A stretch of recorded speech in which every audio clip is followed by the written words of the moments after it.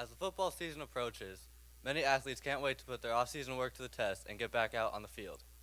However, some athletes don't have the same excitement because they just found out they can't play football anymore.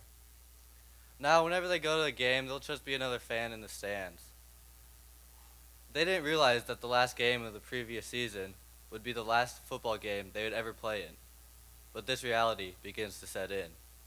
For these sorrowful teens, their football careers are not over because of grades, lack of responsibility, or even a serious injury.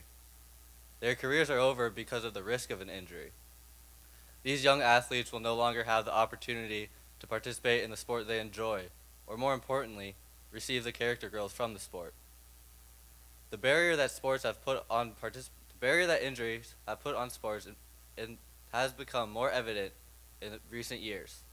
Yet, why should we allow a risk of injury to take away the opportunity for growth from athletes?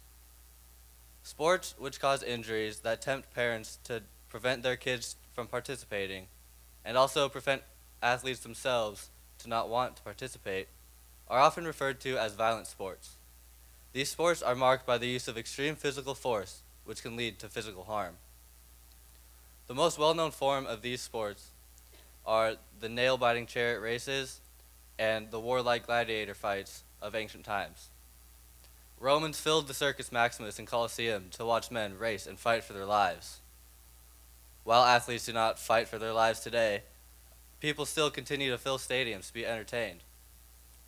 While you yourself may not be a sports fan, with the added attention the media gives sports, it is nearly impossible for you to not hear about them, especially when it comes to injuries. Two recent stories the media has milked are the recent memory loss Brett Favre has suffered as a result of head injuries during his NFL career, and a statement made by President Barack Obama, stating that if he had a son, he would not allow him to play football. Along with the added media attention, participation level in sports has also dropped at an average rate of 3.7% each year since 2008.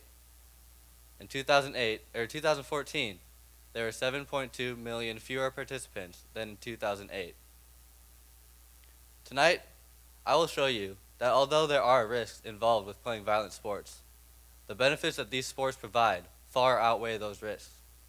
These sports provide athletes an opportunity to cultivate their character and other important moral virtues such as courage, self-discipline, and self-control. These virtues will not only help them on the field, but off the field. Violent and non-violent sports can, in fact, both help cultivate these virtues. However, violent sports can do this in a much greater magnitude.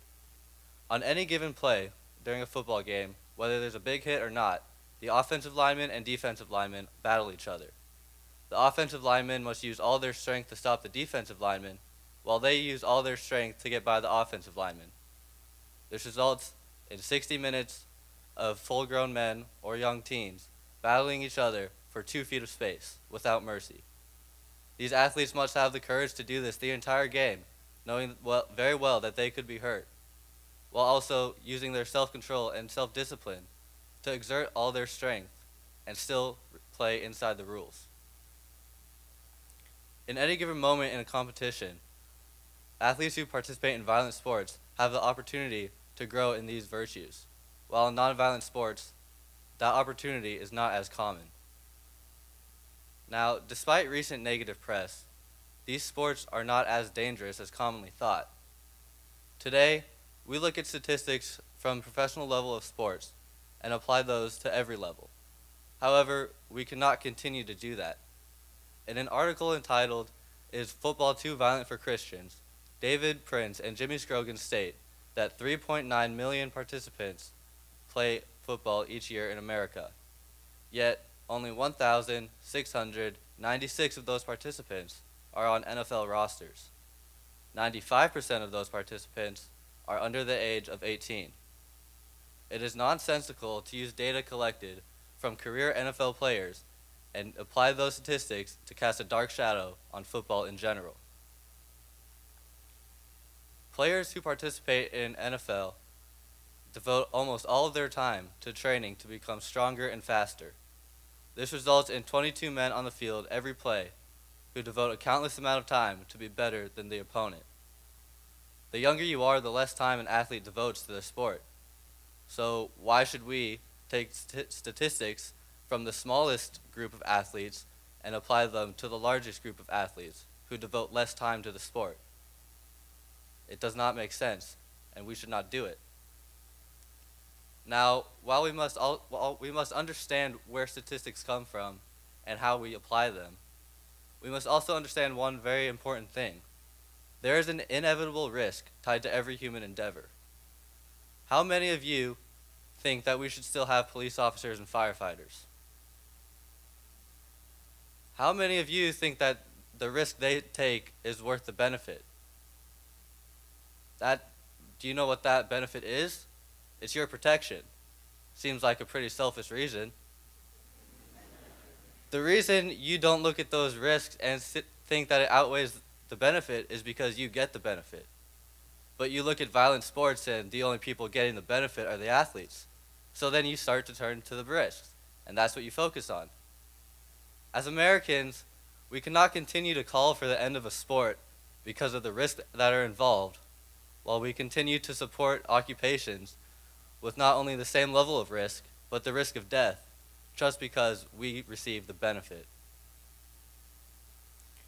Many people also argue that violence creates violence, or in other words, people who participate in violent sports are more violent than the average person. While it's easy to point to Ray Rice, Adrian Peterson, and Aaron Hernandez to defend this theory, football is not what caused them to be violent and commit those crimes. Just because they played football doesn't mean they wouldn't have committed those crimes if they didn't. Eric Stevens, a nationally certified personal trainer, stated that he has spent his fair share of time around MMA fighters, boxers, and football players, and that they excel because of principles like discipline and respect for self and others. He continues to state that these men are fairly mellow and laid back. He sums it up by this: the argument that violence creates violence is like an argument of nurture versus nature, and in the end, your nurture will come out on top. Yes, violent sports do provide the opportunity for these athletes to be more violent than the average person, but that does not mean they will be. Just because they're in a violent nature does not mean that nature will overcome their nurture. Playing violent sports gives athletes the opportunity to grow in character and other important moral virtues in ways that non-violent sports cannot. We must recognize that when people take the risk and put it above the benefits, they are taking away a great opportunity from these athletes. These sports impact the athletes greatly, an impact that is worth the risks. Without these sports, these athletes' lives would be changed, a change that would not benefit them. We should not take these sports away from teenagers and other athletes and turn them into fans. Instead, we must acknowledge that the risk these sports provide, or the risk these sports have, are outweighed by the benefits. Thank you.